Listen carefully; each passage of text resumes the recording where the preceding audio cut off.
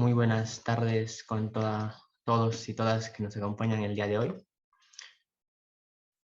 Eh, bueno, nuevamente buenas tardes a toda la comunidad jurídica que nos acompaña el día de hoy en la presentación de la guía de implementación de la ley 27.401 para fiscales.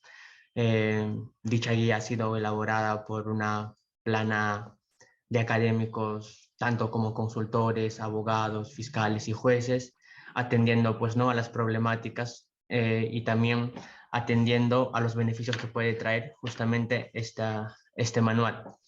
El día de hoy nos van a acompañar en la mesa, aunque sea virtual, nos acompaña la doctora Cecilia Andrea Guyoneche, quien es profesora adjunta ordinaria de Derecho Penal de la Facultad de Ciencias Jurídicas y Sociales de la Universidad Nacional del Litoral. Asimismo, es especialista en Derecho Penal por la misma Casa de Estudios. Es docente estable de la maestría en Derecho Penal, de la carrera de especialización en Derecho Penal, de la carrera de Derecho Procesal Penal y de la maestría en Derecho Ambiental y Patrimonio Cultural de la Facultad de Ciencias Jurídicas y Sociales de la Universidad Nacional del Litoral.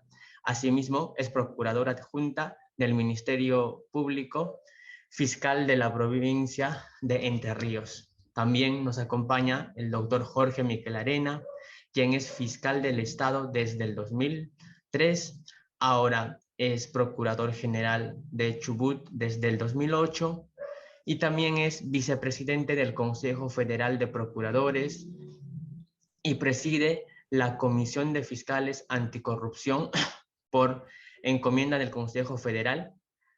Y también nos acompaña el doctor Juan Pablo Montiel, quien es director general de CRIMIN, doctor europeo en Derecho Penal y Ciencias Penales por la Universidad Pompeu Fabra, España, becario postdoctoral de la Fundación Alexander von Humboldt en la Universidad Erlangen-Nuremberg, Alemania, y también es consultor en compliance. Adelante, doctores, la mesa es suya. Muchas gracias por acompañarnos el día de hoy. Bueno, Marco, muchísimas gracias. Te agradezco un montón que la presentación, que te sumes también desde este lugar y también porque has tenido una participación súper importante en el proyecto, así que bueno, te agradezco que hayas estado presente en esta apertura de la presentación y al mismo tiempo, bueno, agradecerle la presencia a Cecilia y a Jorge hoy aquí y naturalmente a todos ustedes, porque la verdad que estamos muy contentos. Creo que de los diferentes eventos que fuimos organizando con CRIMIN para celebrar estos 10 primeros años, este tiene un sabor muy especial, porque creo que, digamos, si bien posiblemente los eventos más importantes que estuvimos lanzando en este año han sido sin lugar a dudas,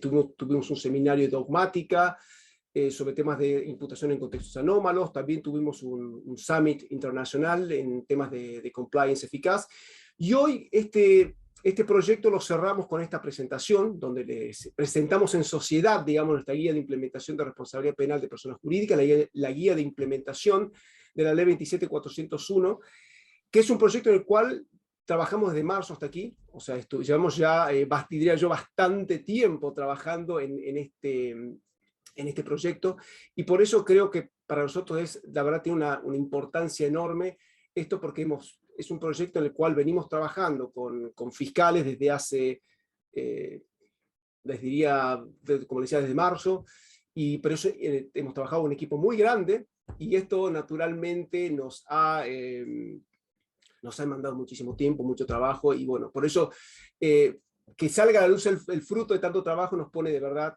muy, pero muy contentos. Yo simplemente y creo también que es importante porque les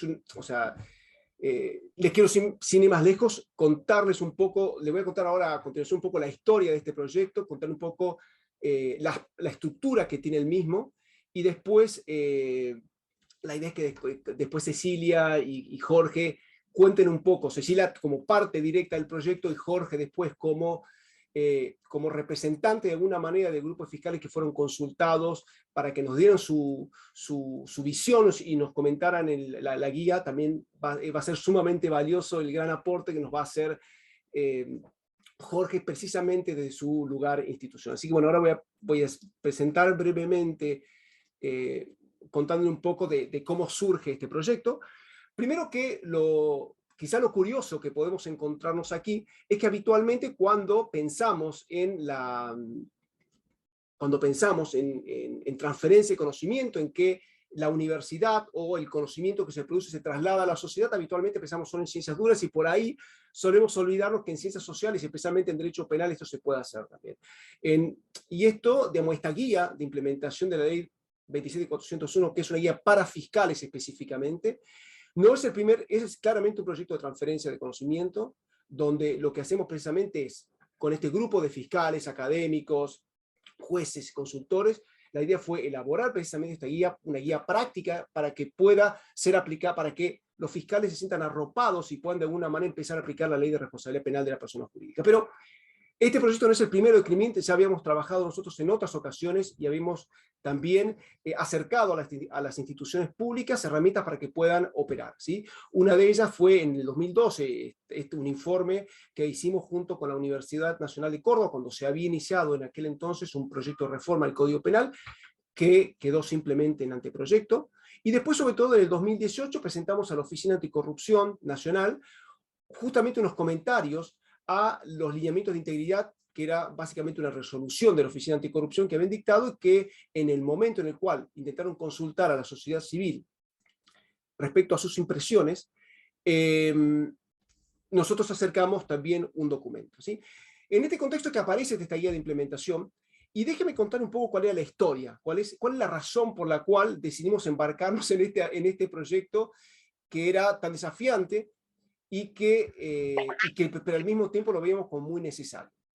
Nos encontramos que la ley 27401, una ley que, como saben ustedes, entró en vigor en marzo del 2018, es una ley que hasta ahora no había tenido una sola aplicación. Es más, había una cuestión que me sorprendía muchísimo, y era que en los diferentes cursos que íbamos ofreciendo en CRIMINT sobre esta ley precisamente, muchos fiscales, muchos jueces e incluso muchos abogados se enteraban de la existencia de esta ley por la difusión que hacíamos en el curso. O sea, antes no tenían idea, o sea, no habían tomado conocimiento de la existencia de esta ley, cuando ya la ley llevaba más de 2 años en vigor. A ver, hay muchas razones que uno puede empezar a conjeturar de por qué efectivamente no se aplicó la ley. Pero lo cierto es, cuando uno precisamente quizás toma como referencia qué es lo que ha pasado en otros países donde efectivamente se empezó a aplicar la ley, ahí empezamos de alguna manera, creo yo, a poder, ¿cómo decirlo?, a poder vislumbrar cuáles son las posibles razones, ¿sí? Los únicos 2 países en el entorno lingüístico que tienen ley de responsabilidad penal de personas jurídicas y tienen jurisprudencia, y hay condenas contra personas jurídicas, y eso naturalmente mejoró las prácticas empresariales y mejoró las prácticas internas también de la administración pública y de los partidos políticos. Lo encontramos en Latinoamérica, en Chile, tienen una ley del 2009, pero hace tiempo que tiene jurisprudencia, y el caso de España. Buscamos cuál era el común denominador, y el común denominador eran que esos 2 países tenían sus ministerios públicos, sus fiscalías generales, tenían una circular general en la cual se conminaba o se le daba pauta a los fiscales para poder operar. Esto fue el disparador del proyecto, porque veíamos que, naturalmente, si tomamos en consideración las claras diferencias que hay para imputar a una persona jurídica y para imputar a una persona física, está claro que los fiscales, quienes son los promotores de la acción penal, van a necesitar capacitarse. Van a necesitar tener criterios para poder hacer bien su trabajo.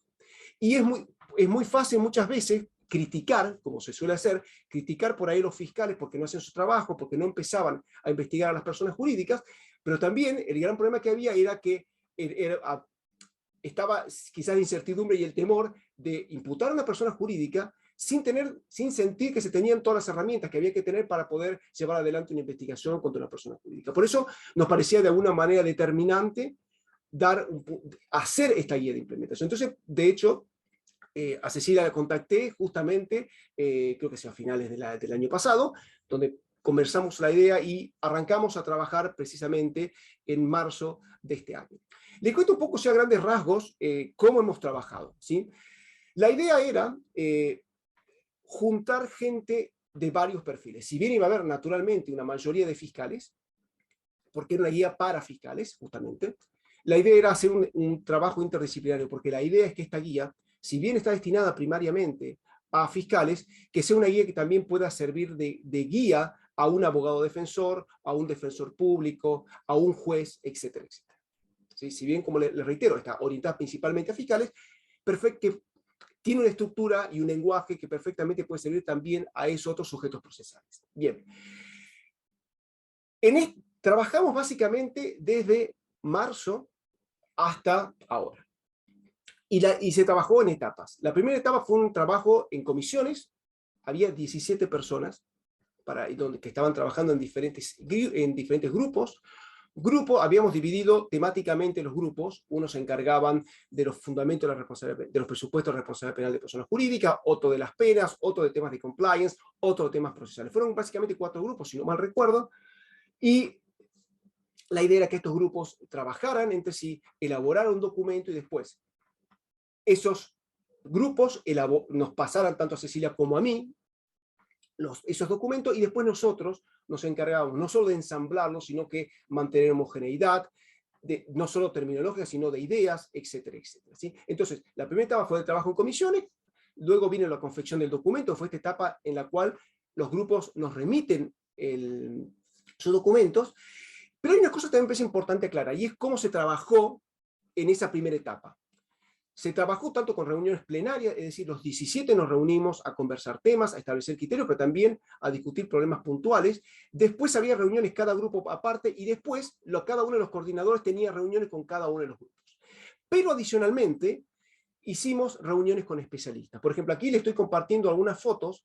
Una que fue la reunión que tuvimos con Jaime Retamal, quien ha sido uno de los fiscales chilenos que se ha encargado de formular la primera imputación a una persona jurídica, que terminó siendo la primera condena en juicio oral a una persona jurídica. Porque hasta el año pasado, hasta este año, en Chile había mucha jurisprudencia, pero todo en juicio abreviado. Nunca se había llevado a juicio oral a una persona jurídica, se había analizado incluso su programa de integridad, cosa que sí se hizo en el caso Corpesca. Bueno, el fiscal que estuvo encargado de esa causa, o uno de los fiscales que estuvo encargado de esa causa, fue Jaime Retamal, y estuvo con nosotros de alguna manera diciéndonos cuáles son las principales dificultades que tiene un fiscal para investigar. Dado que había sido un caso tan reciente y tan bien resuelto por la Fiscalía, nos pareció importante tenerlo a él de primera mano, y fue la verdad una sesión espectacular donde pudimos preguntarle muchísimas cosas y nos sacó muchísimas dudas también.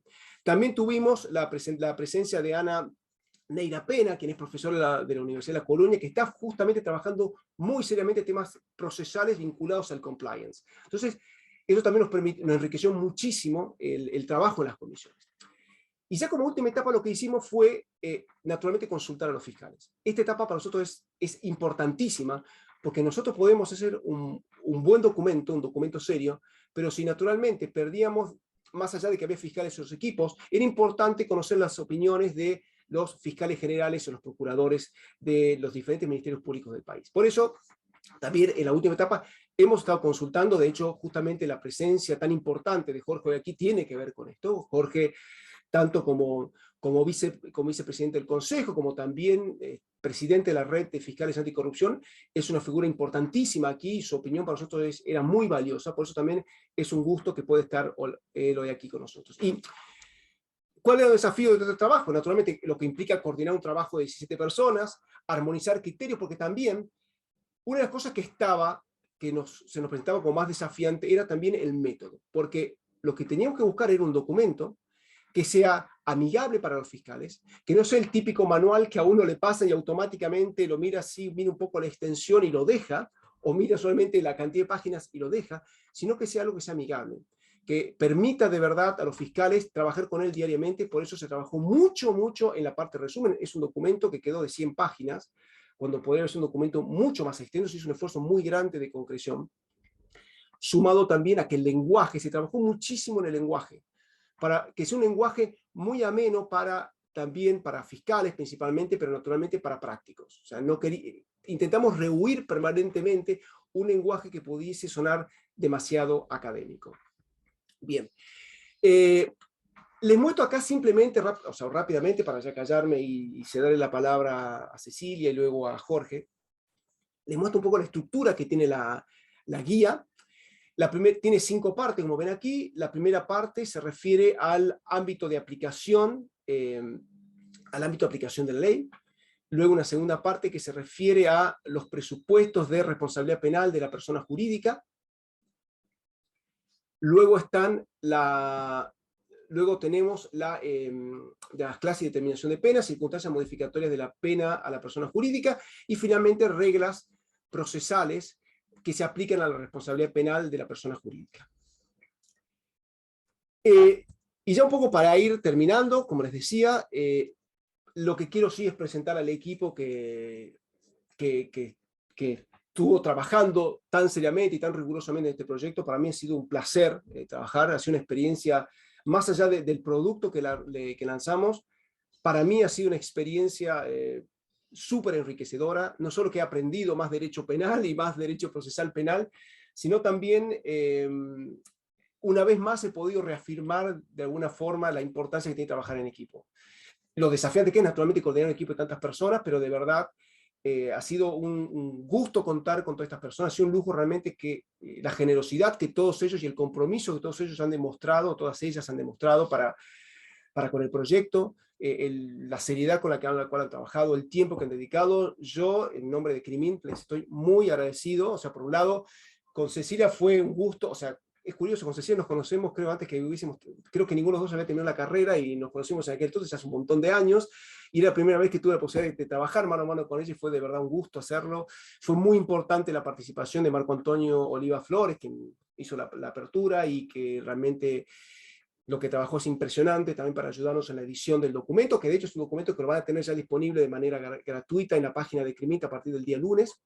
Pero bueno, quiero nombrar al resto del equipo que la verdad, al cual estoy profundamente agradecido de corazón y de verdad ha sido un placer enorme haber podido trabajar con María Francia Acuña, con Santiago Alfieri, con Gonzalo Badano, ahí el trío, los tres del Ministerio Público de Entre Ríos, Gianfranco Berquese, que es abogado de Mendoza, Sebastián Capizzi, que es fiscal en Mendoza, Antonella Dones, que es abogada y consultora en temas de compliance en Buenos Aires, Flavio de Amore, también fiscal en Mendoza, Jerónimo Franco Trigo trabaja en defensa pública en Córdoba, Diego García Ust, que es consultor, ahora está emigrado a Uruguay, Rosana Lugren, que es fiscal también, trabaja en el Ministerio Público de Entre Ríos, Gonzalo Nazar, también fiscal en Mendoza, Ana Clara Rivero, funcionaria judicial en el Poder Judicial de la Ciudad Autónoma de Buenos Aires, Bruno Rusca, que es becario postdoctoral del CONICET, que tiene sede en Córdoba, y Andrés Sota, que es abogado consultor en Lima. Para mí ha sido de verdad un lujo haber trabajado con todos ellos, de verdad disfruté muchísimo del trabajo, he aprendido, como dije, muchísimo, y nuevamente no me queda más que agradecerles a ellos, pero no me quiero olvidar naturalmente de los fiscales que se han sumado. O sea, para mí ha sido importantísima la labor de ellos. O sea, en primer lugar, no quiero dejar de nombrar a Jorge Coque García. Para mí Jorge García, el procurador general de la provincia de Entre Ríos, ha tenido un rol importantísimo aquí. Fue un poco, todas las consultas de cómo incluso llevar esto hasta el Consejo Federal, él tuvo un rol clave. Jorge, si estás aquí presente, te agradezco muchísimo. Quiero agradecer también profundamente al Procurador General de la provincia de Mendoza, Alejandro Bulliet, y naturalmente a Jorge, que está aquí presente, además de agradecer la presencia hoy aquí, como el compromiso que él también de alguna manera demostró en la lectura, en la confección, en los comentarios que hicieron a la guía, tiene un valor inmenso para nosotros. Naturalmente también quiero agradecerle a Jorge Crespo, con quien también, que es Procurador General de Río Negro, con quien hablamos muchísimo, fue sumamente generoso, también se ofreció también a revisar el documento, ha sido un aporte importantísimo el de Jorge Crespo también. Quiero agradecer entre otras personas también a Mario Villar, que también revisó el documento, a Marcos Fink del Ministerio Público de Chubut, que también fue una pieza clave también ahí para ayudarnos en el apoyo con los fiscales, y a Mateo Bermejo, quien es juez de Cámara de la provincia de Mendoza, y además de miembro de Crimint, quien también participó en algunas sesiones y estuvo también colaborando en algunas ideas en la confección del proyecto. Pero bueno, eso es todo, no hablo más, y bueno, querida Cecilia, te cedo la palabra, y bueno, gracias a todos. Hola, buenas tardes a todos. Muchas gracias, Juan Pablo, por tus palabras. La verdad que es un día de mucha alegría por ver nacer este producto del trabajo, del esfuerzo de varios, esencialmente de Juan Pablo, que es el que encabezó este proyecto. Y pensaba yo hace un ratito, pensando en esto, cómo de todas las cosas que en su aspecto, cosas que uno en principio ve como negativas, tienen un efecto o una consecuencia positiva siempre, ¿no? Porque la verdad que este proyecto también para muchos de nosotros, al menos para mí, es hijo un poco de lo que fue la pandemia y la necesidad y el encontrarnos a partir de los cursos virtuales. Juan Pablo y Crimín difundiendo los cursos sobre responsabilidad penal de las personas jurídicas, y varios de nosotros y de los vínculos empezando a tomarlos y empezando a encontrarnos con un espacio de trabajo y de pensamiento tan interesante como este. Y después también el poder trabajar de la manera que lo hicimos, con gente de muchas provincias en paralelo, reuniéndonos virtualmente. Todo esto es algo que hace 3 años atrás no lo hubiéramos pensado, ¿no? Así que, bueno, el efecto positivo de esta desgracia colectiva. Y respecto de nuestra función y por qué esta propuesta y cómo aparece aquí el Consejo de Procuradores, la red de procuradores que tiene un trabajo tan importante para nuestro país en cuanto a lo que es las decisiones de política criminal de los ministerios públicos y el aunar criterios, el generar una inercia positiva para el trabajo en estos aspectos. Me parece sumamente interesante, bueno, haber llegado a este momento, ¿no? Yo pensaba, leyendo lo que es un documento muy importante que produce la Comisión Interamericana de Derechos Humanos a fines del 2019, que es un texto, un pequeño texto, una guía de trabajo, podríamos decir, que se llama Corrupción y Derechos Humanos. La sacan en diciembre del 2019 y allí fijan pautas o criterios dirigidos a los estados para el trabajo de la corrupción, digamos, la Comisión Interamericana de Derechos Humanos empezando a pensar la corrupción o empezando a imponer el pensamiento de la corrupción como parte de las políticas de Estado para la protección y el fomento del acceso a los derechos humanos, y cómo la corrupción afecta la posibilidad afecta a la democracia, afecta a la institucionalidad y afecta naturalmente los derechos humanos en cuanto a privación de las posibilidades de acceso igualitario a las prestaciones de los estados, ¿no? Y en eso me parece que este trabajo, que nosotros podemos verlo desde afuera, como alejado de esto, en realidad está en el núcleo de esta cuestión, ¿no? Porque cuando pensamos en que los estados americanos se comprometen en la Convención Americana de Derechos Humanos a adoptar políticas tendientes a garantizar los derechos humanos, es decir, aquella idea de la debida diligencia en la protección de derechos humanos, estamos pensando en esto. Y por eso los procuradores, sabiendo esto, se interesan en esta guía de implementación, porque el Estado argentino, de hecho, dictó la ley de responsabilidad de personas jurídicas, y como dice Juan Pablo, parece que los operadores nos costó empezar a enterarnos que existía, o nos costó encontrarnos con los casos, ¿no? Me acuerdo cuando yo hace un año atrás empecé a hacer el curso que proponía Crimín con Juan Pablo, decíamos, no hay casos en Argentina todavía. Bueno, decía yo, hay que esperar, porque ley penal en el tiempo, necesitábamos la ley, ahora estarán ocurriendo los casos que vamos a empezar a investigar dentro de 1 año o 2 años.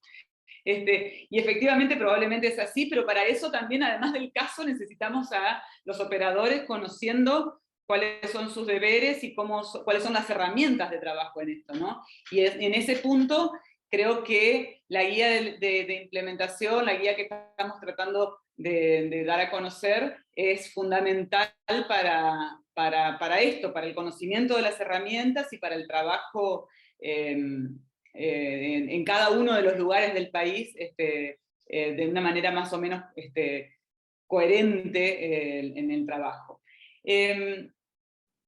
Y en esto una última cosa que quiero señalar, ¿no? Porque todo esto del compliance, de la responsabilidad de personas jurídicas, viene a tocar, como decía, puntos cardinales, digamos, puntos esenciales de lo que es la debida diligencia del Estado, porque, como decía recién, el Estado Nacional dictó la ley de responsabilidad de personas jurídicas, dictó algunas guías de implementación más genéricas, no para fiscales, y es deber de nosotros, los que somos funcionarios públicos y que estamos trabajando en el área de las fiscalías, y particularmente también los que estamos en el área de corrupción, ocuparnos de la implementación, de adecuar nuestro sector de institucionalidad a través de las medidas concretas, pero también con esto de la difusión, de alentar los cambios culturales que derivan de la idea de que el compliance está también enfocado a esto, no solamente a el carácter punitivo, sino que tiene que tener un aspecto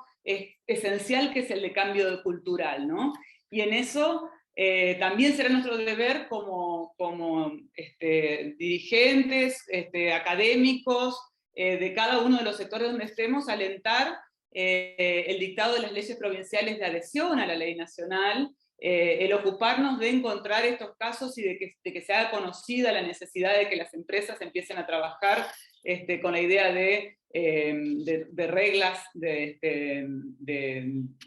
cumplimiento, digamos, de reglas de adecuación, y que ese cambio cultural, digamos, que esta idea de la responsabilidad de personas jurídicas y de nuestra función de llevarlo a la fiscalía no sea solamente para verlo desde la perspectiva punitiva, sino para verlo desde la perspectiva de que esto tiene que traer un cambio cultural, que es lo que necesitamos, ¿no? Así que enhorabuena Juan Pablo, enhorabuena Jorge por este encuentro, y bueno, gracias, esencialmente gracias por haberme dado la oportunidad de trabajar en esto, Juan Pablo y Crimint, y ha sido un enorme placer. Muchísimas gracias, Ceci. Bueno, Jorge, te escuchamos con muchísima atención. ¿Cómo no? Buenas tardes a todos y a todas. La verdad que es un enorme placer para mí estar participando de esta reunión virtual con todos ustedes.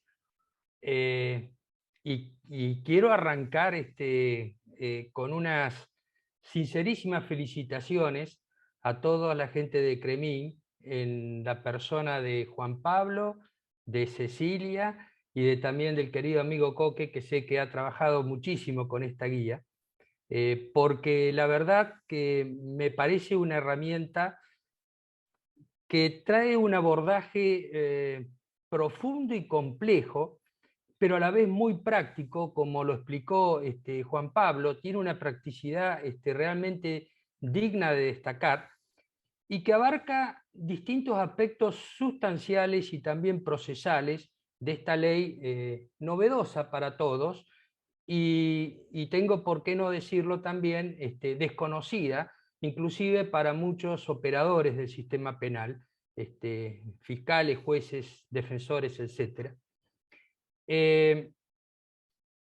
Y que sirve esta guía por todos los aspectos prácticos y el trabajo muy profundo que tiene de elaboración, para que todos los fiscales que encaren en el futuro estos temas difíciles de encarar, tengan, digamos, una guía en donde sustentarse, una guía en que basarse, una guía que le genere tranquilidad y conocimiento sobre qué están investigando, sobre qué están imputando, tratándose de una cuestión tan sensible como es ni más ni menos que la imputabilidad penal a una persona jurídica.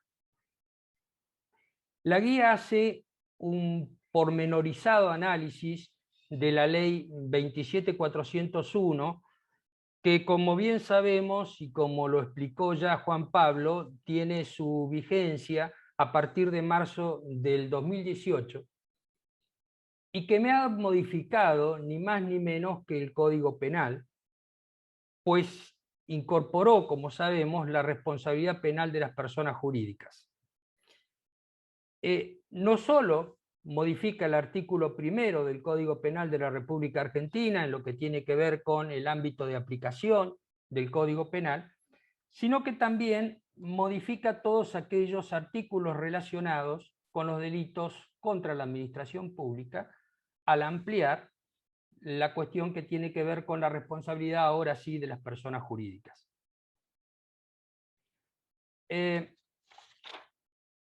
Permítanme por un instante contarles un poco la experiencia de nuestra provincia, la experiencia de Chubut. Relato que hago con un indisimulable orgullo por todos aquellos fiscales que participaron en investigaciones muy complejas que tuvimos a partir de hechos de corrupción en nuestra provincia. Tuvimos que conformar un equipo de 4 fiscales que con mucha valentía y con mucha dedicación llevaron adelante hechos de corrupción que surgieron a partir del año 2017, o que, mejor dicho, nos enteramos, salieron a la luz a partir del año 2017 y lo que fue del año 2018. Este relato lo hago para demostrar también que lo que nosotros perseguíamos en aquel momento podría haber tenido muchísimo mayor éxito y haber obtenido muchísimo mejores resultados si tuviéramos vigencia en aquel momento de la ley 27401 y más aún no solo vigencia, sino conocimiento de lo que esta ley implementa o modifica en cuestiones tan sensibles como lo es el Código Penal de la República. Les decía que a partir de hechos sucedidos o puestos de manifiesto, más que sucedidos, durante el año 2017 y 2018, nos surgió la necesidad de tener que investigar, les diría que un gabinete político entero, desde el ministro coordinador de gabinete para abajo, con excepción del gobernador, porque a pocos meses de empezar la investigación había fallecido. Nos pusimos también como meta no solamente lograr la condena de estos funcionarios públicos desleales y que se habían enriquecido indebidamente a costa del Estado, con todos los perjuicios que esto genera, sino también poner de manifiesto y poner de resalto algo que hace años venimos pregonando a lo largo y ancho de nuestra República, y que es no solamente lograr la condena penal, sino que lograr el recupero, el decomiso de todos aquellos bienes o dineros mal habidos productos de la corrupción.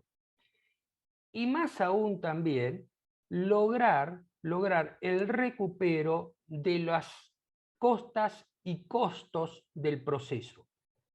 Porque también tenemos que decir que tenemos un vicio enquistado, aquellos que estamos en la materia penal, aquellos que estamos en el ámbito del derecho penal, y es el de creer que los fondos que se utilizan para una investigación son fondos que no se necesita estar demostrando demasiado de dónde salen, y más que demostrando de dónde salen, es como que pagamos cosas con plata de otro.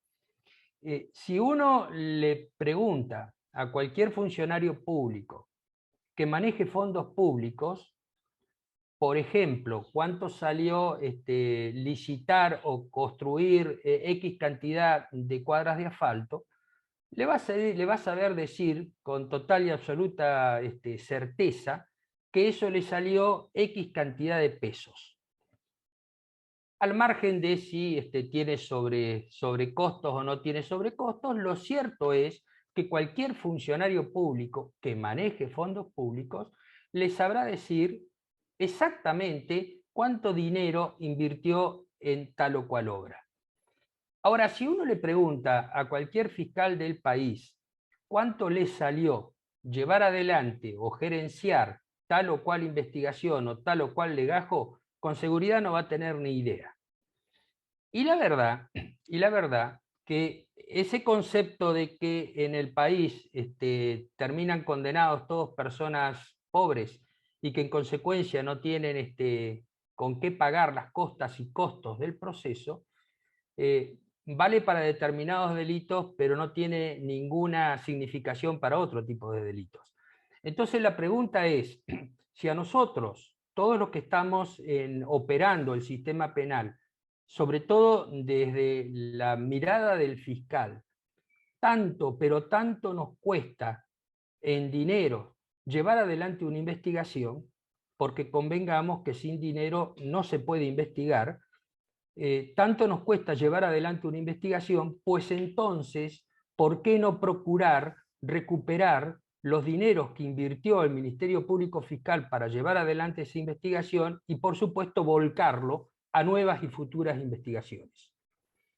En ese camino, cuando iniciamos estas investigaciones, nos propusimos, con este excelente equipo de fiscales que logramos conformar, y con el acompañamiento, hay que decirlo también, de los jueces que estuvieron a la altura de las circunstancias, nos propusimos no solo lograr condenas ejemplificadoras para aquellos que cometieron actos de corrupción, sino también recuperar para el Estado la mayor cantidad de bienes y dineros posible. Así es como al día de hoy, y no habiendo pasado más de 3 años de los hechos, logramos condenas que van de 10 años de prisión para abajo, inhabilitaciones perpetuas para todos los funcionarios y recuperar una cantidad de bienes decomisados por valores muy importantes.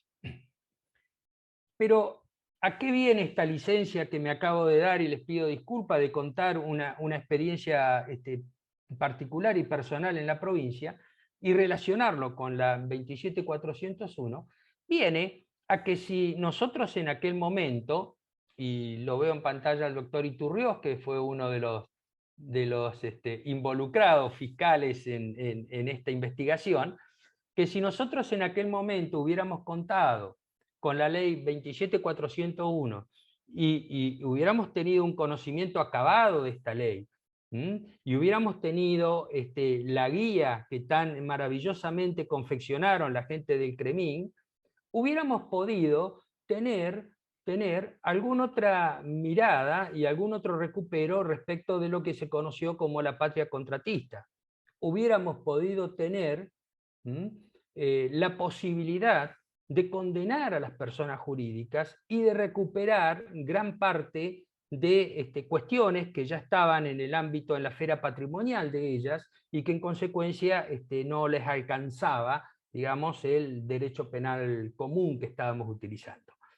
Entonces, esta guía, esta ley, trae aparejado, me parece a mí, un antes y un después a la hora de investigar este tipo de delitos de corrupción y además del crimen organizado, porque esto no es otra cosa que un crimen organizado. Así que es muy buena hora que se recibe.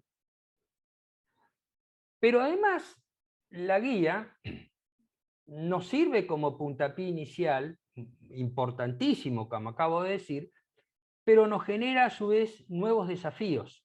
No podemos quedarnos solamente con la guía, sino que tenemos nuevos desafíos en el camino, y acá creo que el rol de mis colegas, los procuradores, seguramente el amigo Coque coincidirá, tenemos un rol muy importante que llevar adelante y que completar.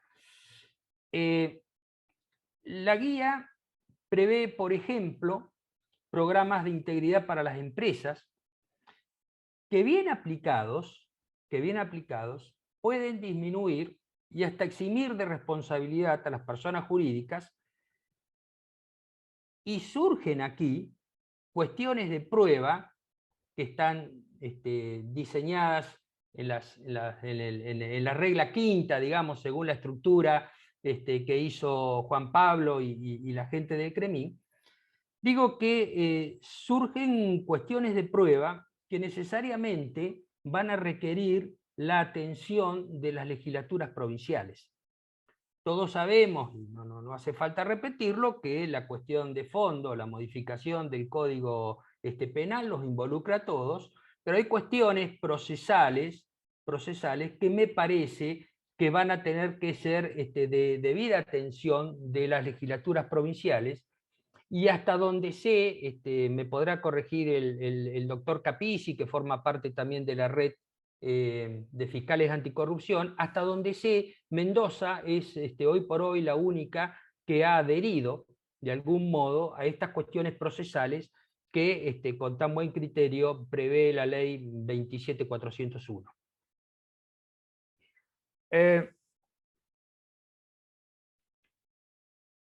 Lo mismo se puede decir de la modificación que va a requerir la legislación local en otra cuestión tan importante como la que marca el artículo 24, si la memoria no me falla, de la 27401, que tiene que ver con la existencia de un programa en las personas jurídicas,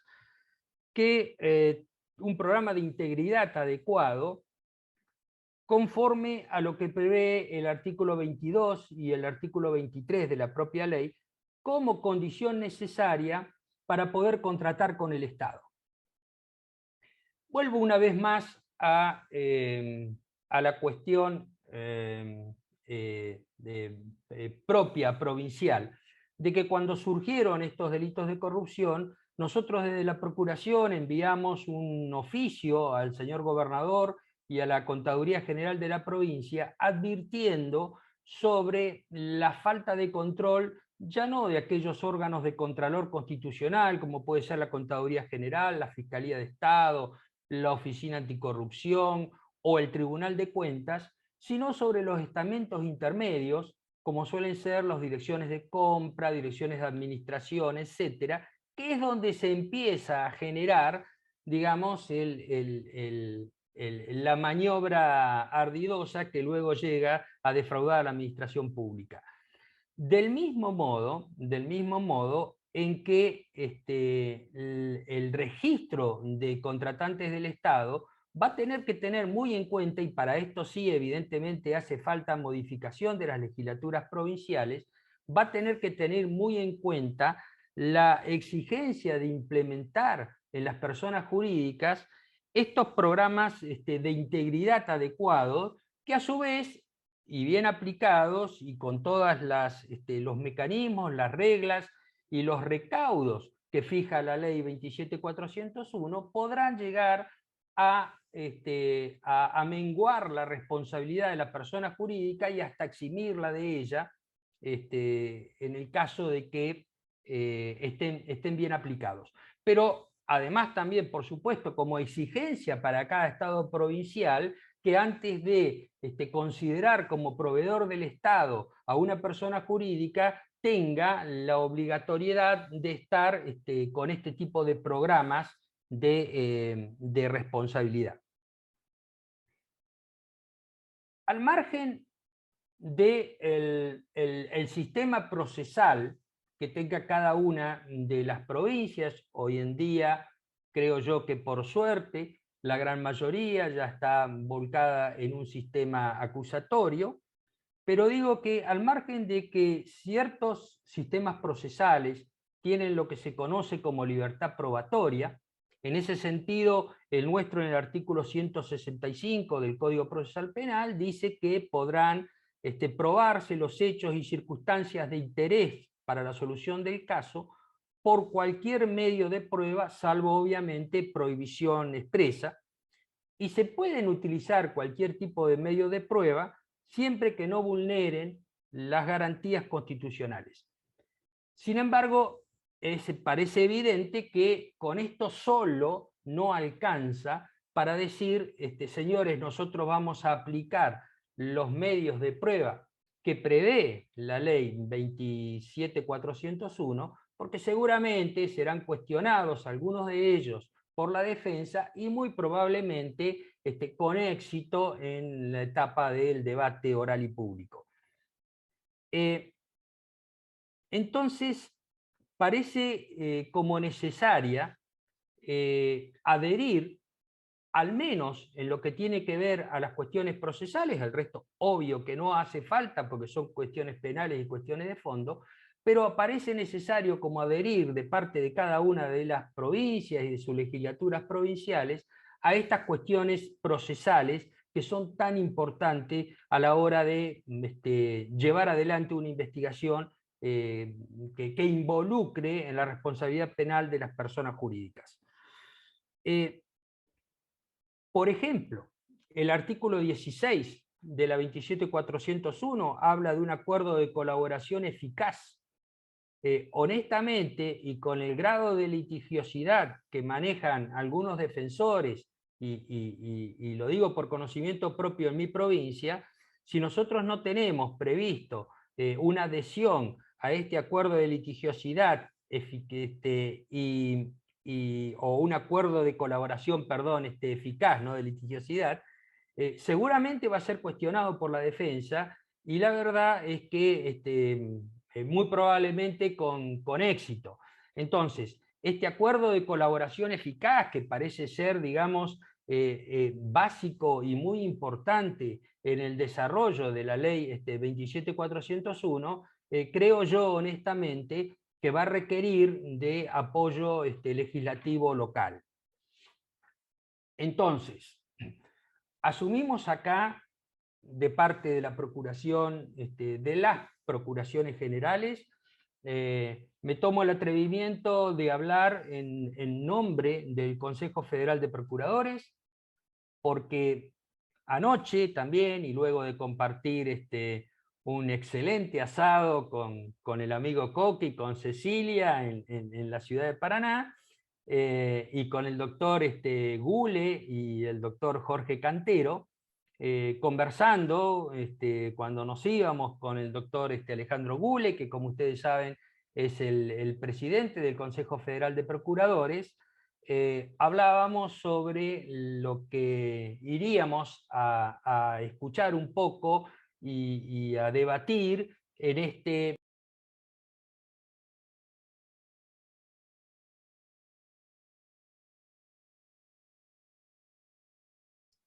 Jorge, te dejamos de escuchar, justo se ve que se silenció tu micrófono de repente. Perdón, ¿dónde quedé? Ahora sí. ¿Dónde Que quedamos? en lo que habías conversado perfecto. con Alejandro Gule. Con el doctor Gule, exactamente, que como ustedes saben es el presidente del Consejo Federal de Procuradores, y veníamos conversando sobre la necesidad y la importancia que tiene esta guía y esta ley, por supuesto, que viene a modificar, como decía, ni más ni menos que el Código Penal de la República Argentina, sobre la necesidad de dar algún paso más y de los desafíos que nos presenta. Entonces, el compromiso, diría yo que son varios. Uno tiene que ver con que cada procurador va a tener que gestionar ante las legislaturas provinciales, según y conforme las reglas de cada código de forma, las modificaciones necesarias como para poder adoptar no ya las cuestiones de fondo, obviamente, sino las cuestiones que tienen que ver con las reglas procesales o los medios de prueba procesales. Eso es un aspecto básico. El segundo tiene que ver con esto que comentaba, de la necesidad de que esté implementado el programa de transparencia, de integridad en cada una de las personas jurídicas, como condición sine qua non para poder formar parte del listado de proveedores del Estado. Esa es una cuestión que también seguramente va a tener algún grado de resistencia, pero bueno, será cuestión de hacerle saber que es la única posibilidad que tienen luego de eximirse de responsabilidad o de atenuar la responsabilidad en la medida en que tengan un programa de transparencia debidamente probado y aprobado. ¿Sí? Y la tercera es que, como ustedes saben, los procuradores tenemos la forma de comunicarnos con el resto de los fiscales de cada uno de los ministerios públicos fiscal a través de la normativa que se conocen como instrucciones generales. Dictamos la mayoría, o si no todos, ya sea por normativa constitucional o por normativa interna, como por ejemplo la ley orgánica de cada uno de los ministerios públicos, la posibilidad, la necesidad y la obligación de dictar la política de persecución penal. En ese camino dictamos lo que se conocen como instrucciones generales, que son de cumplimiento obligatorio para el resto de los fiscales. En consecuencia, del mismo modo en que ya lo ha hecho Mendoza, invitaremos, y quienes me acompañan en el Consejo, Coque, Jorge Crespo, Alejandro Gule, Cecilia, invitaremos al resto de los colegas del país a que cada uno dicte su instrucción general, adoptando como propia esta guía que de tanta, pero de tanta utilidad le va a ser a todos los operadores del sistema que trabajan en estos temas que desde ya son arduos y complejos, como todos sabemos. Y la tercera cuestión, que no es menor tampoco, es implementar o propiciar, solventar, a través del Consejo Federal de Procuradores, la capacitación necesaria para toda nuestra gente que trabaja en estos temas tan complejos. Esto estuve conversando anoche con el presidente, con el doctor Gule, está absolutamente de acuerdo, de modo que desde el Consejo Federal de Procuradores propiciaremos todas las capacitaciones que hagan falta e intentaremos solventar a aquellos miembros del Ministerio Público Fiscal que estén abocados al tema y que puedan hacerlo. Así es que me despido de ustedes con un sincero y profundo agradecimiento, vuelvo a repetir, a Juan Pablo, a Cecilia, a Coque y a todos los colaboradores que han trabajado tan maravillosamente bien en la implementación de esta guía. Muchas gracias, Juan Pablo. Jorge, te agradezco un montón tu intervención, que estés aquí nuevamente, pero sobre todo estas últimas palabras y esta parte de tu interés y tu compromiso, ¿no? de llevar esto, de conducir esto también al resto de los fiscales del país, porque como te comentaba, digamos, antes del comienzo de esta presentación, de Movida con Cecilia habíamos entendido que esto, la única manera de que no quede en un documento o en un librito más para poner en la biblioteca y dependía mucho también de ustedes, de vehicular también este proyecto y que pueda llegar al menos a los ministerios. Entonces, ministerios públicos. Entonces, por eso el rol de ustedes es fundamental, porque digamos, esto no fue hecho para acrecentar nuestras bibliotecas, bueno, pero como es virtual, lo sumo acrecentará nuestro ego, posiblemente tener otra publicación, pero no era ese el objetivo, ¿no? La idea era precisamente que sirva de algo, que sea realmente una herramienta a la cual puedan echar mano los fiscales y que ayude sobre todo a que se empiece a aplicar esta ley.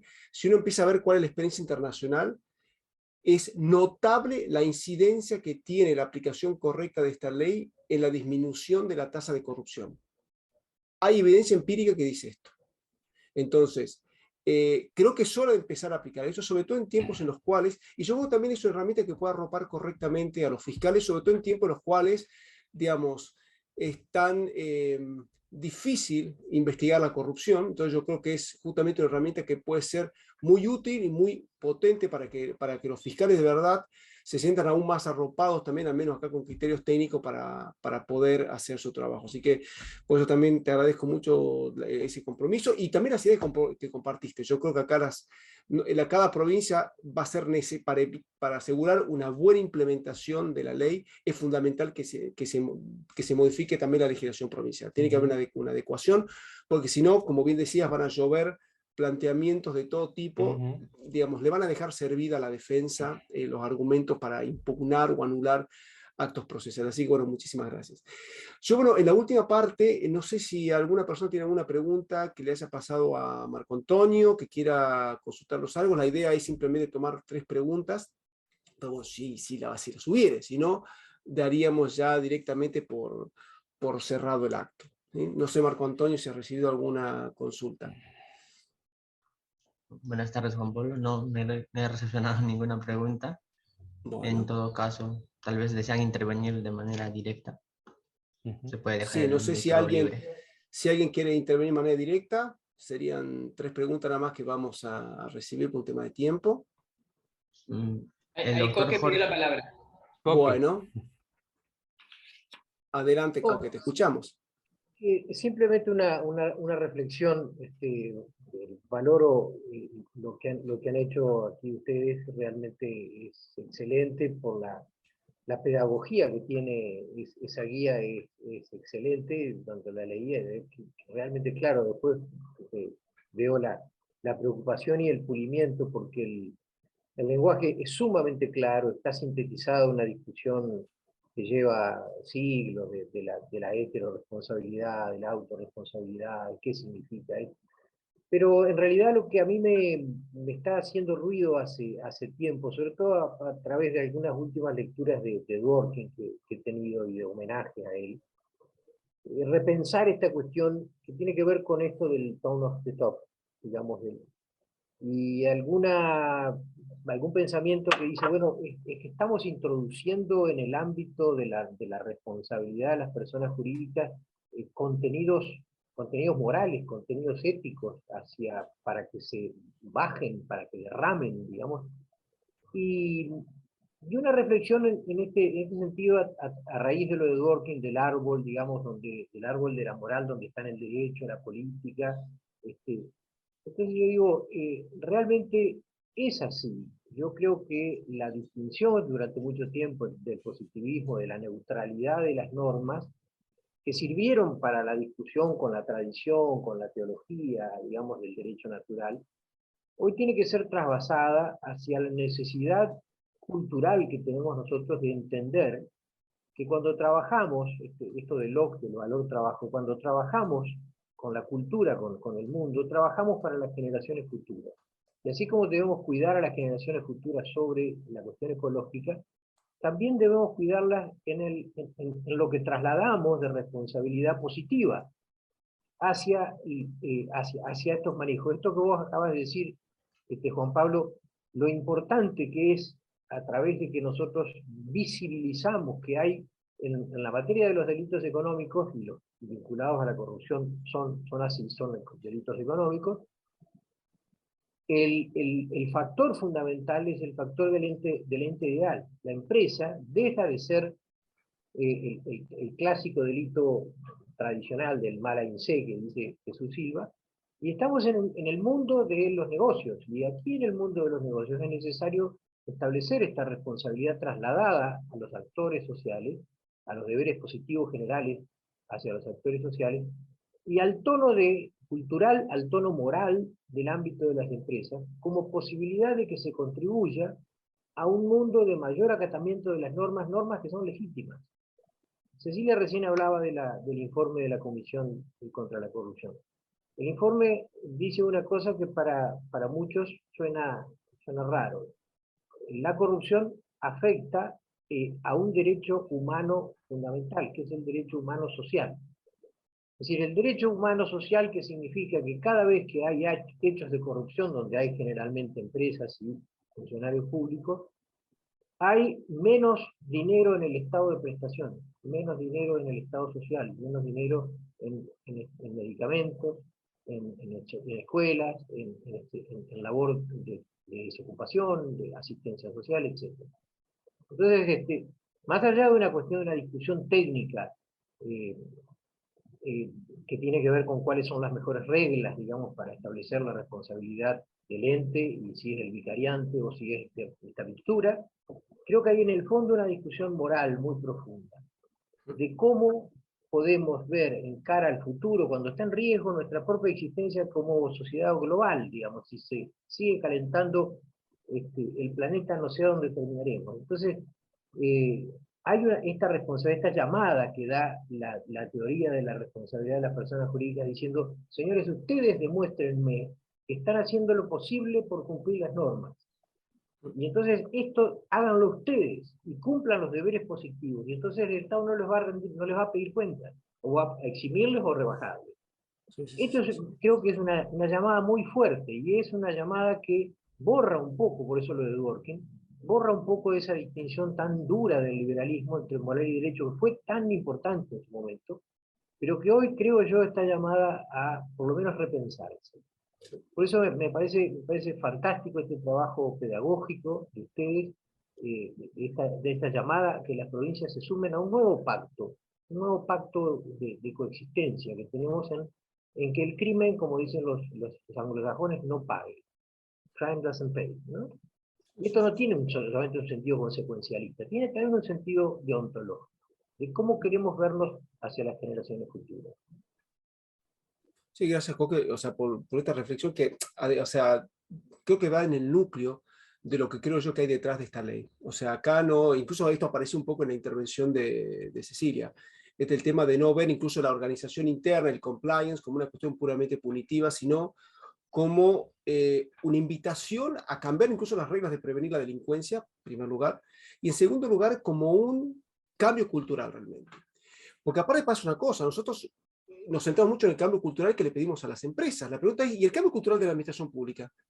Claro, porque es gracioso porque cuando uno lee, citaba Jorge el artículo 24, que les exige a las empresas que para contratar con el Estado tengan un programa de compliance, o uno tendría que preguntar cómo lo controlan, pero bueno, eso es otro tema que es todo un mundo aparte, ¿no? ¿Cómo lo controlan? Pero la pregunta es, perfecto, o sea, pero la corrupción acá hay dos partes, o sea, vos le estás pidiendo una parte y tiene un programa de compliance. ¿La administración pública tiene un programa de compliance? Ni de casualidad. Es decir, y hay un tone from the top en la administración pública, menos aún. Entonces, digamos, cuando uno analiza esto, se encuentra con que el fenómeno es bastante más complejo de lo que uno piensa. Pero yo creo que eso sí es una invitación a una evolución como sociedad, porque uno puede entrar a discutir si se le está pidiendo a las empresas, o en este caso yo sumo ahora al Estado, ¿no? Si uno le está pidiendo al Estado o a las empresas que sea mejor persona, ¿no? Mejor persona jurídica, mejor persona física, desde el punto de vista ético. Quizás esto lo podríamos ver de otro lado, es decir, bueno, no miremos esto como un elemento moralizante, sino lo miremos más bien como algo más pragmático. Es decir, mira, como seas vos podés seguir siendo una persona nefasta, pero tenés que obrar como si fueras un buen ciudadano. Cuando interactúas cuando interactúas como empresario, cuando interactúas como funcionario público, tenés que actuar como una persona honesta, tenés que obrar como una persona íntegra, ¿sí? Y esto es una invitación que uno dice, bueno, pero esa segunda mirada invita a la hipocresía. Invite o no a la hipocresía, yo lo que sí he visto, que te obliga a cambiar prácticas. Y cuando cambias prácticas, inevitablemente cambias un montón de cosas, y sin querer terminás cambiando un montón de cosas que están muy arraigadas culturalmente, que terminan cambiando. Y una última cosa me parece fundamental lo que vos has tocado. Una de las cosas que más me enseñó del mundo práctico de la consultoría en compliance estos últimos 2 años, diría, y que creo que más me impactó incluso en mi formación académica, ha sido ver la importancia que tiene el tone from the top. Que siempre, incluso los que hacemos compliance, solemos tener el tone from the top o el tone at the top como una suerte de nebulosa ahí rara que no sirve de nada y qué sé yo. Y lo que demuestra, acá hay evidencia empírica también, que indica que una organización puede invertir millones y puede tener el mejor programa de compliance. Pero si la cabeza no se lo ha tomado en serio, es dinero tirado a la basura. Por eso, ¿qué ha pasado? Las empresas que están más evolucionadas en esto, estoy pensando en varias empresas europeas o americanas que innovan muchísimo en compliance, dijeron, ¿saben qué? Dejamos de invertir tanto dinero en tener un mega sistema de compliance, ya tenemos uno muy bueno, ¿saben qué tenemos que invertir? En conocer cuáles son los verdaderos móviles que llevan a cometerse delitos. Y los móviles no son necesariamente menos controles. Por ejemplo, hay veces donde después de investigaciones internas ante la comisión de un delito, uno de los factores que había llevado a la persona a cometer delito, que, no para justificarlo, pero él decía, estaba podrido que mi jefe me faltara el respeto permanentemente. No me saludara. Uno dice, ¿qué tiene que ver todo esto? Lo que tiene que ver es que cuando no hay integración, cuando el equipo de trabajo no se pone la camiseta, cuando no hay un compromiso con lo que con el proyecto institucional de esa empresa, eso es un factor que acaba transformándose en criminógeno. Es decir, ¿qué tiene que ver esto con el derecho penal? Dirá poco, es más de última de criminología en el mejor de los casos, pero creo que esto nos abre un panorama que es mucho más complejo el fenómeno de lo que nosotros podemos creer, pero lo cierto es que si esto queremos que cambie, tenemos una herramienta para que cambie, pero además tenemos que animarnos a mirar no solo derecho penal, sino también temas culturales y otro tipo de cosas que muchas veces no es tan fácil, ¿no?, generar esos cambios.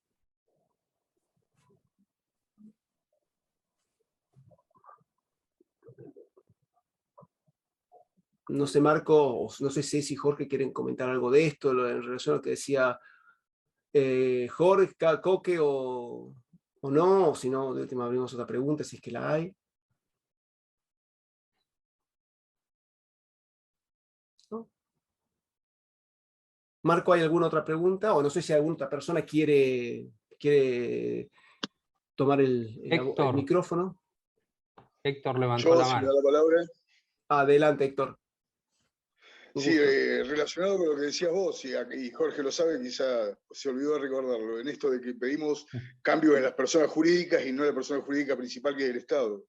Nosotros en una causa, dentro de las normas que nos habilita, de las pautas de conducta que nos habilita el 27 bis, se impuso a los empresarios que estuvieron involucrados en estos hechos de corrupción el hacer capacitación en compliance, programas de integridad. Fue gracioso, Jorge se va a acordar, porque nos encontramos una capacitación en Buenos Aires, los fiscales con los acusados. Con los imputados. Con los imputados, sí.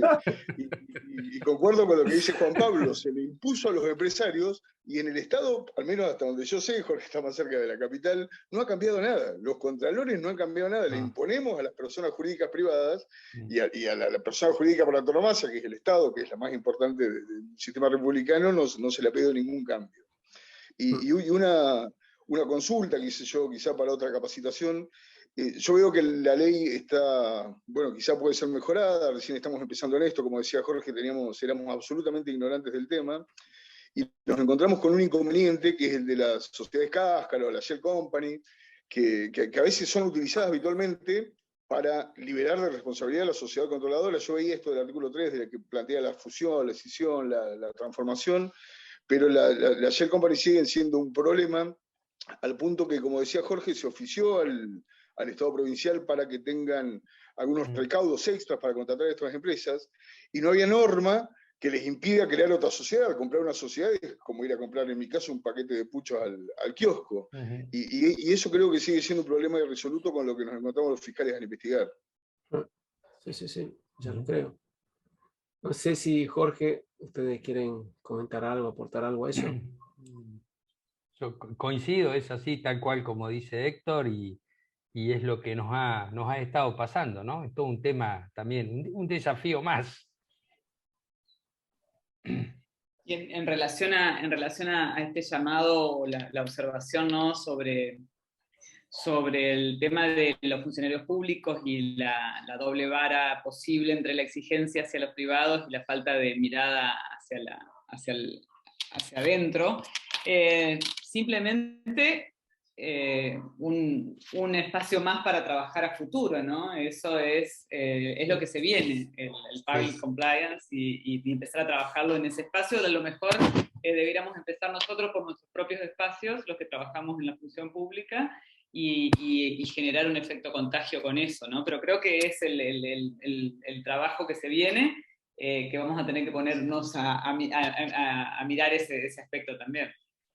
Sí, porque incluso yo lo que creo aquí, que es sumamente importante, a ver, generalmente cuando uno piensa en public compliance, está pensando en compliance para la administración pública, no sé, para el ministerio y tal, pero incluso para el Poder Judicial, para las fiscalías, es muy importante, no solo como una herramienta para que internamente no se cometan delitos, para evitar que sean sujetos activos, sino también para protegerse. ¿Por qué?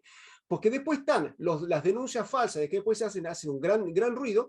Entonces, ¿qué pasa? Cuando vos tenés un buen programa de compliance, tenés todo documentado. Entonces vos decís, perfecto, te vienen a acusar de estar haciendo tráfico de influencia. Mira, yo tengo acá toda inventaria, o sea, tengo documentado todo lo que estoy haciendo. Estás también preconstituyendo prueba, o sea, evitas también todo el denuncismo que hay, de la denuncia liviana que acaba cayendo. Yo creo que es una herramienta súper potente también para el sector público. Y las empresas, en otros lugares que hay más costumbre de compliance, lo tienen clarísimo. Por eso invierten en compliance.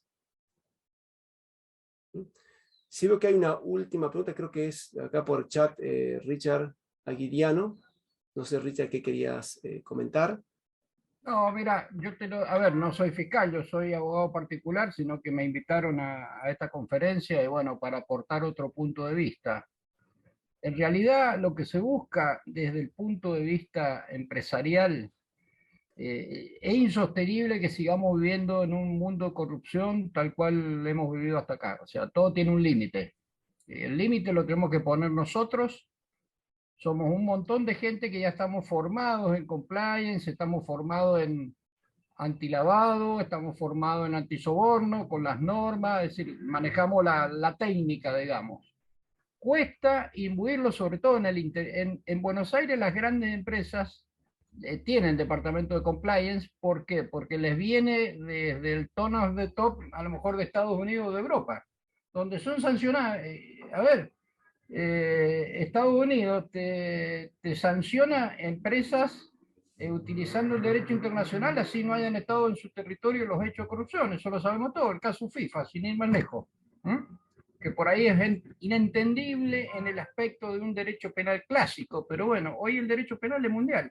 Es lo que tenemos que adaptarnos, a abrir la mente a eso.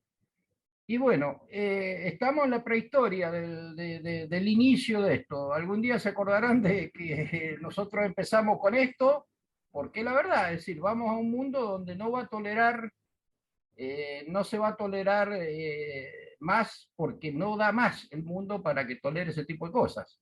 Entonces, bueno, hoy por hoy a lo mejor las empresas, las soluciones que buscan es, bueno, tener todo documentadito, como decís vos, como por las dudas que venga la FIP o que venga una dirección de rentas provincial, y tener, pero debe ser un cambio cultural, es decir, a eso tenemos que apuntar.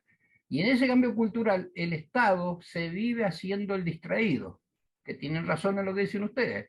Se hace el distraído porque te hace una ley únicamente para las empresas privadas. ¿Y el sector público qué hacemos? ¿Debe o no debe tener compliance? Con mayor razón, porque gran parte de la fuente de la corrupción actual proviene precisamente de cosas que se arman desde el Estado. Es decir, hay una relación sí, necesita un privado, pero necesita un público del otro lado para que se cometan este tipo de cosas. Entonces hay que trabajar los dos aspectos. En eso estamos muchos estamos inclusive empezando a desandar el camino en materia de compliance ambiental. Es decir, estamos yendo más allá, digamos, ¿por qué? Porque en el derecho ambiental, lamentablemente, interviene fuertemente el Estado en materia administrativa y es donde se genera más corrupción quizás que en otras áreas del Estado. Entonces, bueno, todo esto es un cambio cultural que creo que entre todos lo tenemos que motorizar. De este lado del mostrador, del otro lado del mostrador ustedes, y obviamente todo esto implica capacitación, es decir, implica ponerse a ver otros conceptos de lo que debe ser, y no solamente para hacer zafar a una empresa, a ver el empresario que viene preocupado, que te consulta, no, empezar a funcionar bien, no cuesta nada. Hoy por hoy, una caída que tenga cualquier empresa no se recupera más. El caso Volkswagen, hubo un caso de una empresa alemana que le costó horrores, y bueno, están reflotándose muchos años después. Y bueno, como esa hay varias. En nuestro país, obviamente, por la cultura que traemos, desgraciadamente, es mucho más difícil. Pero no es imposible, es decir, hay que empezar a caminar el camino, que no es fácil, que está lleno de piedra, pero bueno, no hay otra que esa. Eso nada más quería hacer como apreciación. Muchas gracias, Richard. Muchas gracias. Bueno, con esto no sé si Jorge, si quieren cerrar con alguna palabra o algún comentario. Nada más, Juan Pablo, nada más que la alegría de este producto, ¿no? No, yo tampoco nada más, Juan Pablo. Esto también de la pata pública, digamos, desde la justicia hasta el resto de la administración pública y la necesidad de implementarlo también ahí. Sí, también es un tema que charlamos anoche con Cecilia y que es lo que se viene. Pero bueno, hay que empezar. Sí, para dar el segundo paso tenemos que dar primero el primero. Así que, no, nada más. Simplemente muchísimas gracias por haberme permitido participar de este tema tan interesante. Muchísimas gracias, Jorge. Bueno, Ceci, también muchísimas gracias a vos, a Coque y bueno, a todas las personas que estuvieron acá presentes. Sobre todo, quiero agradecer muy especialmente a todo el equipo que estuvo trabajando aquí. Bueno, lo veo a Carlos también, mi querido Carlos Lascano. Lo veo ahí, bueno, gracias por estar también aquí, Carlos. Y bueno, saludo a todo el equipo que estuvo presente que para mí ha sido, la verdad chicos, un placer haber trabajado con ustedes, aprendí un montón, fue un lujo. Así que bueno, ahí lo veo a Gonzalo, a Santiago, a Flor, a Anto, Flavio, Gonza, Rosana, no sé, nadie más. Pero bueno, le agradezco un montón de verdad, ha sido un gusto trabajar juntos y bueno, creo que tenemos motivo para sentirnos orgullosos de lo que hicimos. Así que bueno, muchas gracias y bueno, también a todas las personas que estuvieron presentes aquí, también por el sumado. ¿Sí? Así que bueno, será para la próxima. Que estén muy bien. Hasta luego. Bueno, Marco, muchísimas gracias también por la presentación y toda la ayuda aquí en este proyecto. La verdad que ha sido un lujo también tenerte, Marco, tan activamente participando. Un fuerte abrazo a todas y a todos. Que estén muy bien. Chao, chao. Muchas gracias. Chao a todos.